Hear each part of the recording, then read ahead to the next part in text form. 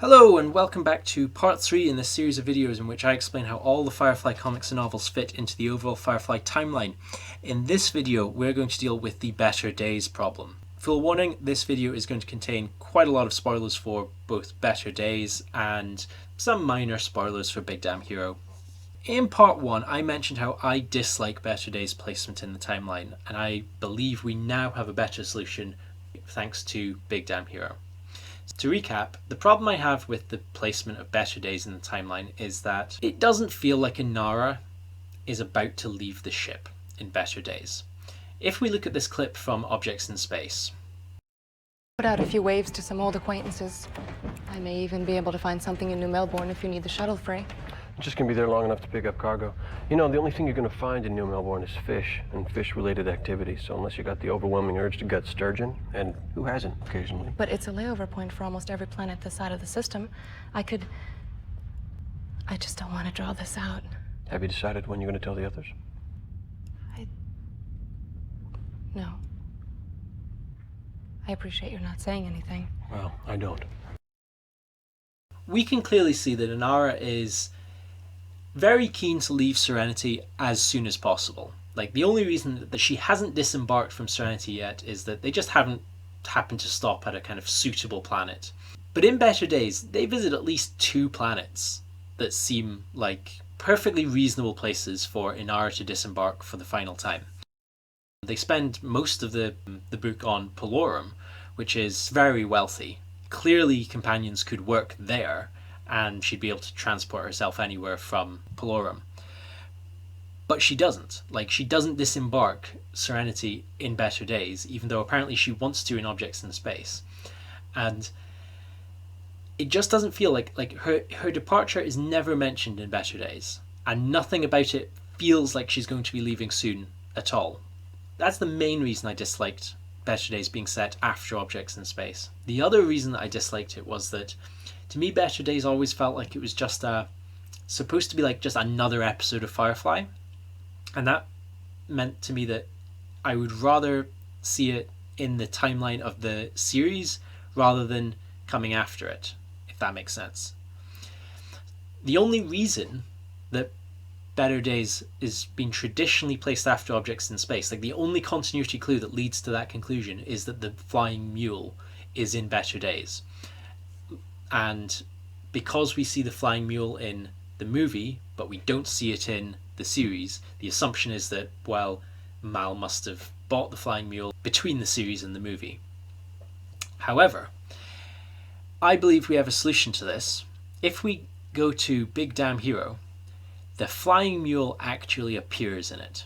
When I first read this, my initial thought was, uh-oh, that's a continuity error. They shouldn't have the flying mule at this point. And it's not just like they could have the flying mule, but it be sort of out of sight or whatever, because it feels very unlikely that Mal wouldn't have used the flying mule in Heart of Gold during the siege.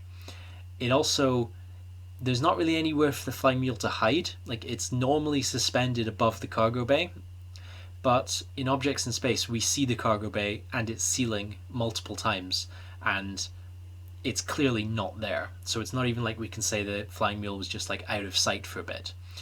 So Big Damn Hero introduced this problem.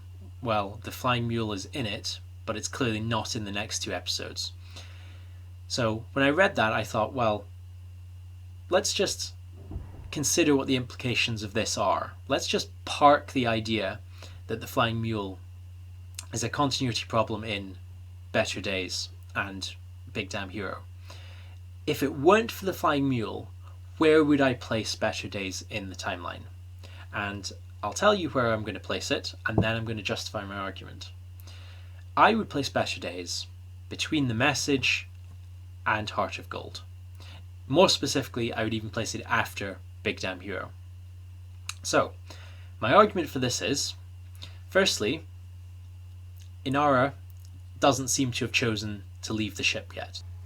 And I believe it takes place after Trash, because if we have a look at this clip... Not all of your work is illegal, Mal. And the best You want to keep me off the job now? best job you ever pulled was on a central planet. So, best job Mal ever pulls is on a central planet. Now, within the context of just the series, she's obviously talking about the job on Ariel, where they steal all the drugs from the hospital. That's an incredibly lucrative job. It's Mal's best job to that point. If Better Days were to take place before Trash, it would be retconning what Inara is talking about, because Better Days features Mal and co taking on a job which is easily the best job they've ever had. Like, they get enough that they could retire. So if Better Days were to be before Trash, Inara would now have to be talking about this job.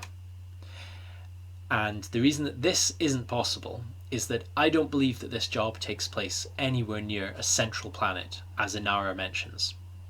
And the reason I think this is, the job itself, they pick up this money, it's buried underneath a temple, and a monk in that temple recognizes Jane as the hero of Canton.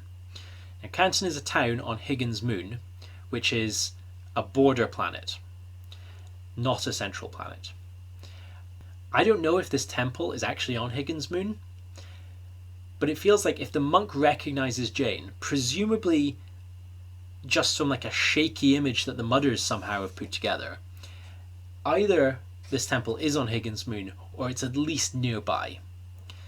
What's more, Inara's side of the story begins with her seeing a client called Sanda, and he uses this phrase, "out here on the rim," which suggests that she's meeting him somewhere in rim space.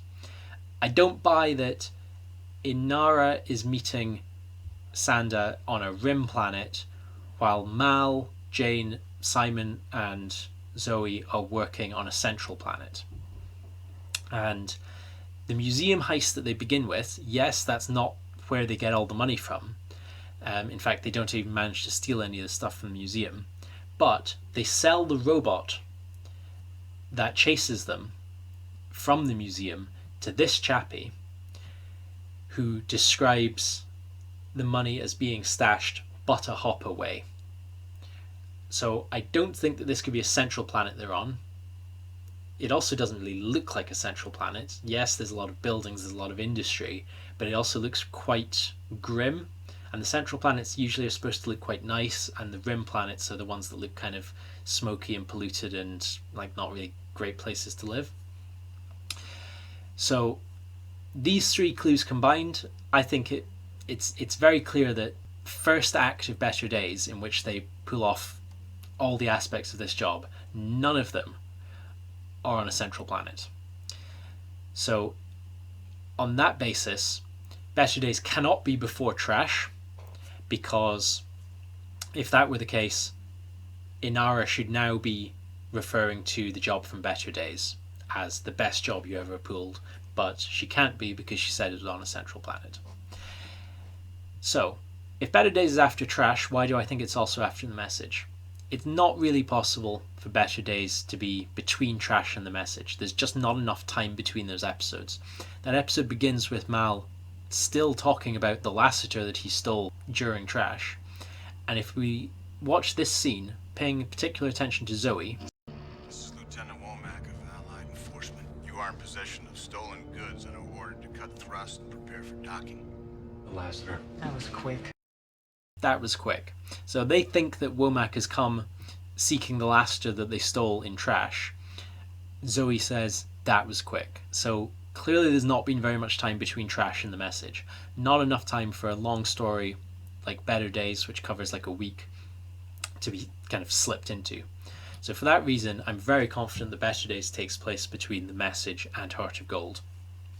I also think Better Days definitely takes place after Big Damn Hero, because the first 2 pages of Big Damn Hero make it quite clear that it's been about a month since The Message, and they've been kind of pretty well occupied looking for work ever since then.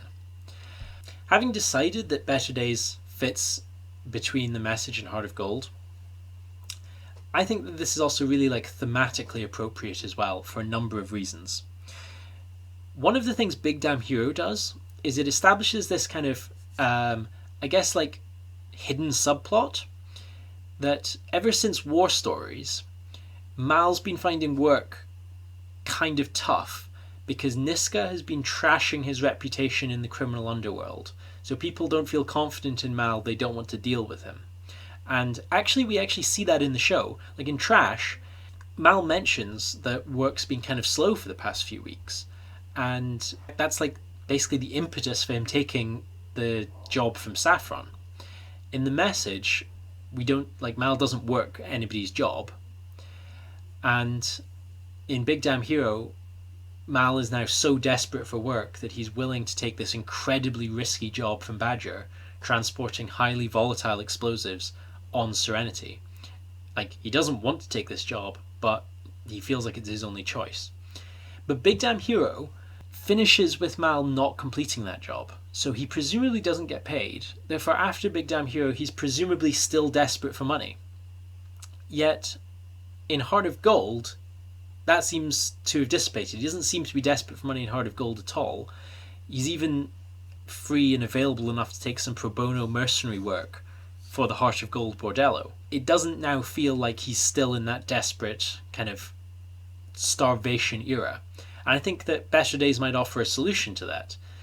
Now, I know that it's sort of implied that Mal lets all the money that they get in Better Days be stolen because he doesn't really want his life to change.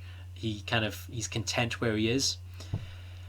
But Mal's also not an idiot. Like, he knows he needs money to keep the ship running, to keep himself and his crew fed.